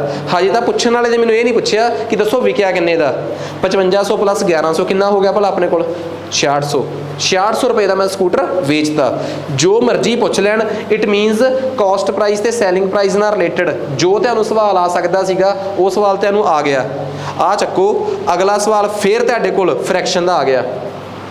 ਅਗਲਾ ਸਵਾਲ ਪਲੀਜ਼ ਤੁਹਾਡੇ 'ਚ ਕੋਈ ਮੈਨੂੰ ਦੱਸ ਸਕਦਾ ਹੈ? ਮੈਂ ਤੁਹਾਨੂੰ ਸਿੰਪਲੀਫਿਕੇਸ਼ਨ ਵਾਲੇ ਚੈਪਟਰ 'ਚ 1 ਸਕਿੰਟ 'ਚ ਤੁਸੀਂ ਆਪ ਦੇਖੋ ਜਿਹੜੇ ਟੌਪਿਕ ਆਪਾਂ ਕੀਤੇ ਨਹੀਂ ਹੋਏ ਮੈਂ ਤਾਂ ਉਹ ਵੀ ਕਲੀਅਰ ਕਰਾ ਰਿਹਾ, ਪਰ ਜਿਹੜੇ ਆਪਾਂ ਟੌਪਿਕ ਕੀਤੇ ਆ ਜੇ ਉਹਨਾਂ ਦੇ ਸਵਾਲ ਤੁਹਾਨੂੰ ਪੇਪਰ 'ਚ ਆ ਗਏ P++ ਦਾ ਜੇ ਇਹੋ ਜਿਹਾ ਸਵਾਲ ਪੇਪਰ 'ਚ ਆ ਗਿਆ x/y is 7/3 ਉਹ x ਨੂੰ ਕੀ ਲਿਖਾਈਦਾ ਹੈ ਕੀ ਲਿਖਣਾ ਹੈ x ਨੂੰ ਲਿਖਾਂਗੇ 7k ਤੇ y ਨੂੰ ਕੀ ਲਿਖਾਂਗੇ 3k ਸਵਾਲ ਖਤਮ। ਕਿਵੇਂ ਭਲਾ ਵਟ ਇਜ਼ x × y 7 × 3 ਕਿੰਨਾ ਹੁੰਦਾ ਹੈ 21 ਨਾਲ ਕੀ ਆਊਗਾ k the square because k × k ਵੀ ਹੋਇਆ ਨਾ ਜੇ ਹੁੰਦਾ 7k + 3k ਫਿਰ ਹੁੰਦਾ 10k ਪਰ ਜਦੋਂ 7k × 3k ਆਇਆ 7 ਨਾਲ 3 ਗੁਣਾ k ਨਾਲ k ਗੁਣਾ k ਗੁਣਾ k k square plus y square. ਬਈ y ਦਾ ਸਕੁਅਰ ਕਿੰਨਾ ਹੋਊਗਾ ਉਹ 3k ਦਾ ਸਕੁਅਰ ਕਿੰਨਾ ਆਉਂਦਾ ਹੈ ਪਲੀਜ਼ ਫੋਕਸ ਕਰੋ what is square of 3k 9k square ਹੋਊਗਾ ਕਿ ਨਹੀਂ divide ਬਾय what is x square 7k the square 49k square what is 3k the square 3k the square ਮਤਲਬ 3k × 3k 9k ਸਕੁਅਰ ਆਹੀ ਬਣਿਆ। ਦੱਸੋ what is 21k ਹਾਂ ਹੁਣ ਇੱਥੇ ਜੁੜਨੇ ਆ ਨਾ ਹੁਣ ਪਾਵਰਾਂ ਨਹੀਂ ਵਧਣਗੀਆਂ ਹੁਣ ਉਹੀ ਰਹਿਣਗੀਆਂ 21k ਸਕੁਅਰ ਤੇ 9k ਸਕੁਅਰ ਕਿੰਨਾ ਹੁੰਦਾ ਹੈ ਉਹ ਕਿੰਨਾ ਹੋਊਗਾ 30k ਸਕੁਅਰ ਕਿੰਨਾ ਹੋਊਗਾ 30k ਸਕੁਅਰ। ਹਾਂ ਜੇ ਕੋਈ ਮੈਨੂੰ ਕਹਿ ਦਿੰਦਾ ਕਿ 21k ਸਕੁਅਰ × 9k ਸਕੁਅਰ ਕਿੰਨਾ ਹੁੰਦਾ 21 × 9 ਇੰਨਾ ਤੇ k square × k square power ਕਿੰਨੀ ਹੋ ਜਾਂਦੀ 4 ਕਿਉਂਕਿ k ਦੀ ਪਾਵਰ 2 ਗੁਣਾ k ਦੀ ਪਾਵਰ 2 k ਦੀ ਪਾਵਰ 2 ਗੁਣਾ k ਦੀ ਪਾਵਰ 2 ਮੈਂ ਪੜਾਇਆ ਵੀ ਹੋਇਆ ਹੈ ਕਿ in multiplication when powers are same sorry base are same k are same powers are added k ਦੀ ਪਾਵਰ 2 + 2 4 ਹੋ ਜਾਊਗੀ। ਜੇ k ਦੀ ਪਾਵਰ ਇੱਥੇ 3 ਹੁੰਦੀ ਇੱਥੇ 2 ਹੁੰਦੀ ਤੇ ਮਲਟੀਪਲੀਕੇਸ਼ਨ 'ਚ ਕੀ ਹੋ ਜਾਂਦਾ ਭਲਾ ਮਲਟੀਪਲਾਈ ਪਾਵਰ ਕਿੰਨੀ ਹੋ ਜਾਂਦੀ 5। ਹਾਂ ਜੇ ਇੱਥੇ 21k ਕਿਊਬ ਹੁੰਦਾ ਤੇ ਨਾਲ 9k ਸਕੁਅਰ ਹੁੰਦਾ ਫਿਰ ਇਹ ਆਪਸ 'ਚ ਜੋੜ ਹੀ ਨਹੀਂ ਸੀ ਸਕਦੇ ਕਿ ਜੁੜਦੇ ਤਾਂ ਹੀ ਆ 21k ਸਕੁਅਰ 'ਚ 9k ਸਕੁਅਰ 8k 'ਚ 15k 8k ਸਕੁਅਰ 'ਚ 9k ਨਹੀਂ ਜੁੜ ਸਕਦਾ k ਸਕੁਅਰ ਵਾਲੇ k ਸਕੁਅਰ 'ਚ ਜੁੜਦੇ ਆ k ਵਾਲੇ k 'ਚ ਜੁੜਦੇ ਆ ਮਲਟੀਪਲਾਈ ਹੋ ਸਕਦੇ ਆ। ਇਹੀ ਤਾਂ ਮੈਂ ਤੁਹਾਨੂੰ ਪੜਾਇਆ ਹੋਇਆ ਹੈ ਇੰਡੈਕਸ ਐਂਡ ਸਰਡਸ ਦੇ ਵਿੱਚ ਠੀਕ ਆ ਟੌਪਿਕ ਦੇ ਵਿੱਚ। ਅੱਗੇ ਆ ਜਾਓ ਬਟੇ 40k ਸਕੁਅਰ 'ਚ 9k ਸਕੁਅਰ ਘਟਾਤੇ ਇਹ ਕਿੰਨਾ ਆ ਗਿਆ 40k ਸਕੁਅਰ। ਹੁਣ ਉੱਪਰ ਆ 30k ਸਕੁਅਰ ਥੱਲੇ ਆ 40k ਸਕੁਅਰ। ਤੁਹਾਡੀ ਇੱਕ ਟੈਨਸ਼ਨ ਸੀ ਕਿ ਅਸੀਂ ਆਪਣੇ ਸਵਾਲ 'ਚ k ਲੈ ਕੇ ਚੱਲੇ ਸੀ ਉਹਦਾ ਪਤਾ ਨਹੀਂ ਕੀ ਬਣਨਾ ਹੈ ਬਈ k ਸਕੁਅਰ ਨਾਲ k ਸਕੁਅਰ ਕੱਟਿਆ ਗਿਆ 30/40 ਨਾਲ 0 ਕੱਟੀ ਗਈ ਤੇ ਆਨਸਰ ਕਿੰਨਾ ਆ ਗਿਆ 3/4 ਆਨਸਰ ਕਿੰਨਾ ਆ ਗਿਆ ਆਪਣੇ ਕੋਲ 3/4। ਤੁਸੀਂ ਆਪ ਦੱਸੋ ਇਹੋ ਜਿਹੇ ਸਵਾਲ 'ਚ ਮੈਂ ਅਕਸਰ ਕਹਿੰਦਾ ਨਹੀਂ ਹੁੰਦਾ ਕਿ ਜਿੱਥੇ ਵੀ x/y ਬਰਾਬਰ ਹੈ 7/3 ਦਿੱਤਾ ਜਾਵੇ ਉੱਥੇ ਬਿਨਾਂ ਸੋਚੇ x ਨੂੰ 3k ਤੇ y ਨੂੰ ਜੋ ਵੀ ਮੰਨਦੇ ਹੋ ਉਹਨੂੰ ਮੰਨੋ ਤੇ ਨਾਲ ਦੀ ਨਾਲ ਆਪਣਾ ਸਵਾਲ ਸਟਾਰਟ ਕਰ ਲਓ ਠੀਕ ਹੈ। ਸੋ ਇਹ ਸੀ ਆਪਣਾ ਆ ਜਾਓ ਅਗਲਾ ਸਵਾਲ ਲਾਓ ਦਿਮਾਗ। ਅਗਲਾ ਸਵਾਲ ਕੀ ਕਹਿੰਦਾ ਹੈ ਸੇਮ ਸਵਾਲ ਆ ਜੀ ਰੇਸ਼ੋ ਵਾਲਾ ਰੇਸ਼ੋ ਪਰਸੈਂਟੇਜ ਵਾਲਾ ਸਵਾਲ ਆ। ਇਵੇਂ ਦੇ ਸਵਾਲ ਆਪਾਂ ਨੂੰ ਪੇਪਰਾਂ 'ਚ P++ 'ਚ ਲਗਾਤਾਰ ਆਉਣਗੇ। ਜੇ ਮੈਥ ਦੇ 20 ਸਵਾਲ ਪੇਪਰ 'ਚ ਆਏ ਤਾਂ 20 ਦੇ 20 ਹੀ ਕੱਢਣੇ ਪੈਣਗੇ ਆਪਾਂ ਨੂੰ ਇਹੀ ਆ। ਹਾਂਜੀ ਬੜੀ ਸਿੰਪਲ ਕੈਲਕੂਲੇਸ਼ਨ ਆ ਕਹਿੰਦਾ 2/3 ਆਫ A 2/3 ਆਫ A ਬਰਾਬਰ ਹੈ ਕੀ ਭਲਾ 75% ਆਫ B। 75% ਦਾ ਮਤਲਬ ਕੀ ਹੁੰਦਾ ਭਲਾ 75/100 ਆਫ ਦਾ ਮਤਲਬ ਗੁਣਾ B ਆਹੀ ਆ ਬਈ। ਦੇਖੋ ਸਿੰਪਲ ਗੱਲ ਆ 75 ਤੇ 100 25 ਦੇ ਟੇਬਲ ਤੇ ਕੱਟੇ ਜਾਣਗੇ ਆ 3 ਤੇ ਆ 4 ਤੇ। ਉਹਨਾਂ ਨੇ ਕਿਹਦੀ ਰੇਸ਼ੋ ਪੁੱਛੀ ਆ A ਰੇਸ਼ੋ B ਆਹੀ ਪੁੱਛਿਆ ਉਹਨਾਂ ਨੇ A ਰੇਸ਼ੋ B। ਪਲੀਜ਼ ਗੌਰ ਕਰਿਓ ਆਹ ਦੇਖੋ ਜੀ ਆਹ B ਹੈ ਜਿਹੜਾ ਇਹ B ਇੱਧਰ ਜਾ ਕੇ ਡਿਵਾਈਡ ਹੋ ਜਾਊਗਾ ਉਹ ਪਰਲੇ ਪਾਸੇ ਵਾਲਾ B ਇੱਧਰ ਜਾ ਕੇ ਡਿਵਾਈਡ ਹੋ ਗਿਆ ਉਧਰ ਕੀ ਬਚਿਆ ਆਪਣੇ ਕੋਲ 3/4 ਹੀ ਬਚਿਆ 75/100 3/4 ਆਹ ਵਾਲਾ 3 ਉਧਰ ਜਾ ਕੇ ਕੀ ਹੋ ਗਿਆ ਮਲਟੀਪਲਾਈ ਉਹ 2 ਇੱਧਰ ਜਾ ਕੇ ਡਿਵਾਈਡ ਹੋ ਗਿਆ। ਇਹਦਾ ਮਤਲਬ A/B ਕਿੰਨਾ ਆ ਗਿਆ A/B ਆ ਗਿਆ 9/8 ਇਹਦਾ ਮਤਲਬ ਜੇ A ਦੀ B ਨਾਲ ਰੇਸ਼ੋ ਪੁੱਛ ਵੀ ਲਈ ਤਾਂ A ਦੀ B ਨਾਲ ਰੇਸ਼ੋ ਕਿੰਨੀ ਆ ਗਈ ਆਪਣੇ ਕੋਲ ਭਲਾ 9:8 9/8 A ਦੀ B ਨਾਲ ਰੇਸ਼ੋ ਆ ਗਈ। ਸਮਝ ਆ ਗਈ ਆ ਚੀਜ਼।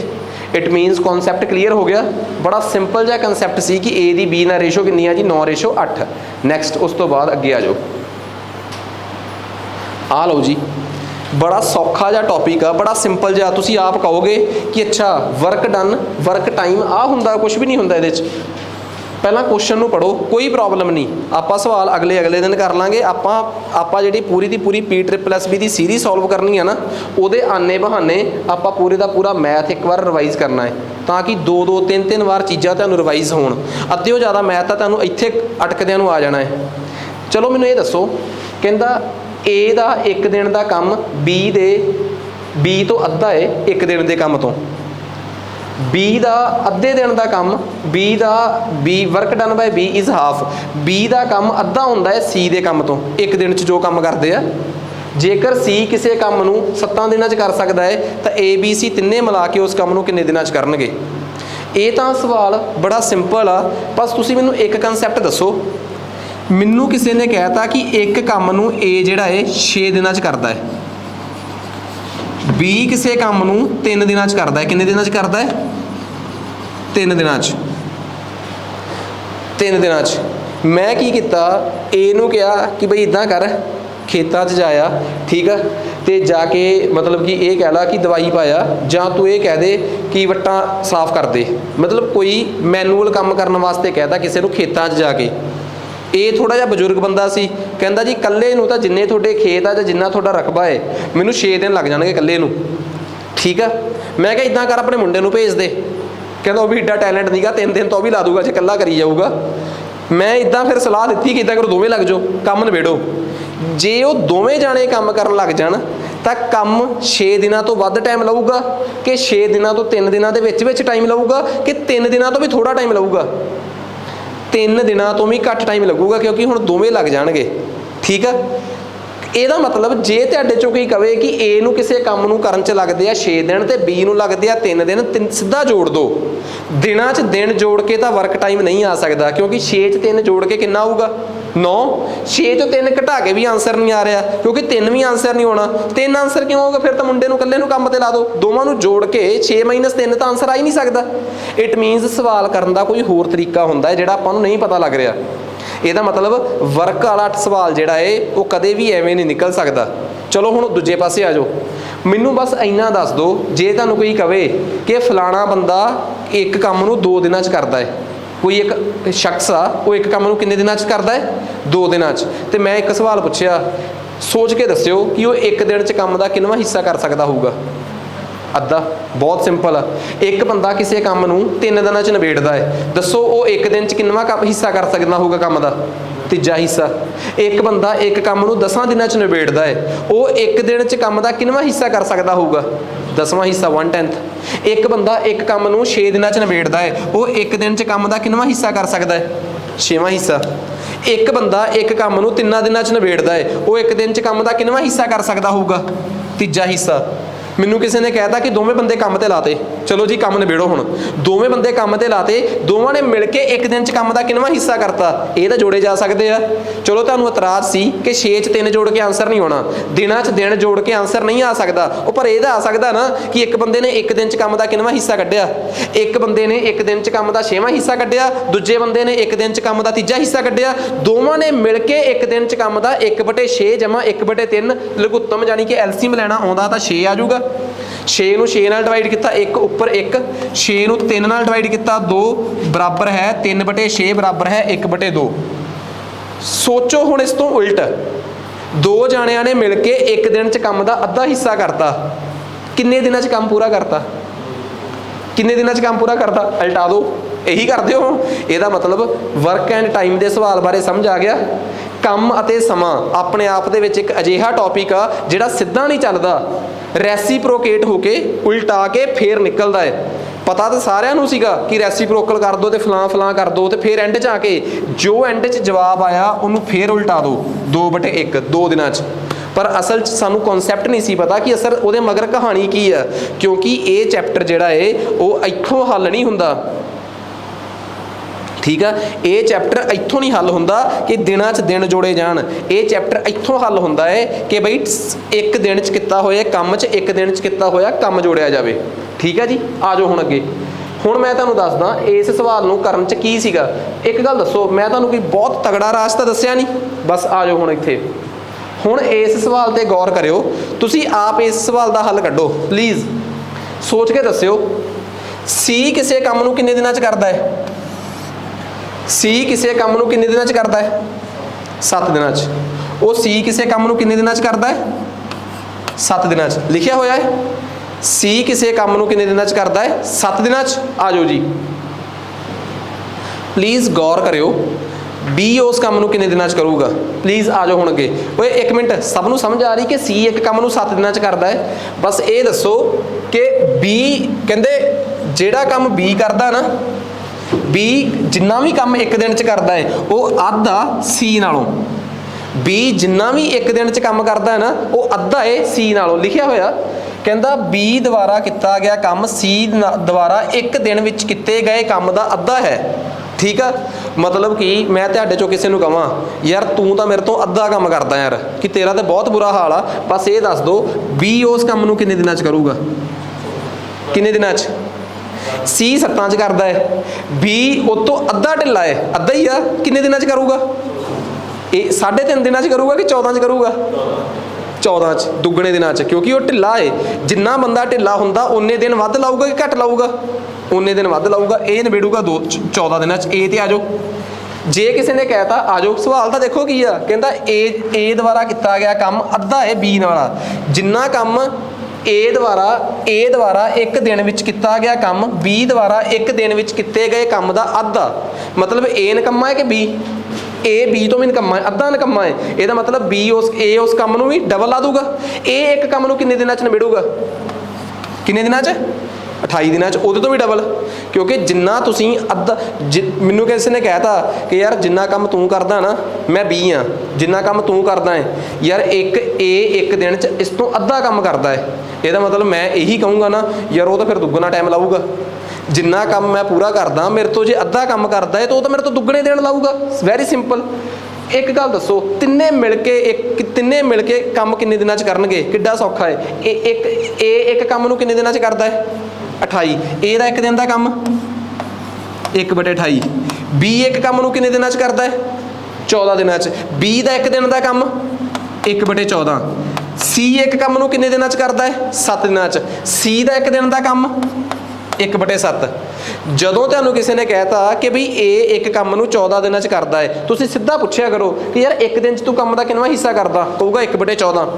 ਬੀ ਨੂੰ ਪੁੱਛਿਆ ਤੂੰ ਕੰਮ ਕਿੰਨੇ ਦਿਨਾਂ 'ਚ ਕਰਦਾ? ਕਹਿੰਦਾ ਜੀ ਮੈਂ 14 ਦਿਨਾਂ 'ਚ। ਕਹਿੰਦੇ ਤੇਰਾ ਇੱਕ ਦਿਨ ਦਾ ਕੰਮ ਦਾ ਹਿੱਸਾ? ਕਹਿੰਦਾ ਜੀ 1/14।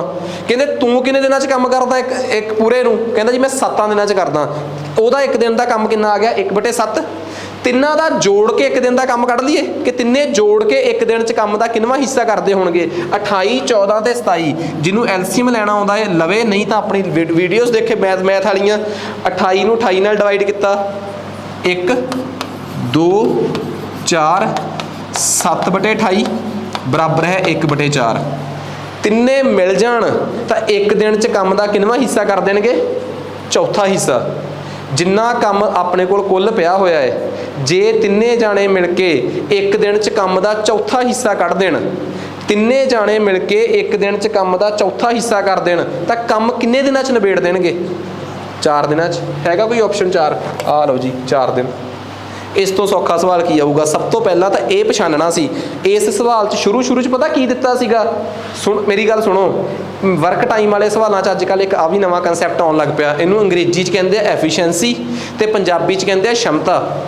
ਕਹਿੰਦੇ ਜੀ ਇੱਕ ਬੰਦਾ ਦੂਜੇ ਨਾਲੋਂ ਢਿੱਲਾ ਏ। ਕਹਿੰਦਾ ਕਿੰਨਾ ਢਿੱਲਾ ਏ? ਕਹਿੰਦਾ ਬਸ ਉਹਦੇ ਤੋਂ 1/3 ਢਿੱਲਾ ਏ, ਮਤਲਬ ਉਹਦਾ ਜਸਟ 1/3 ਕੰਮ ਕਰਦਾ ਹੈ, 1/3 ਕੰਮ ਕਰਦਾ ਹੈ।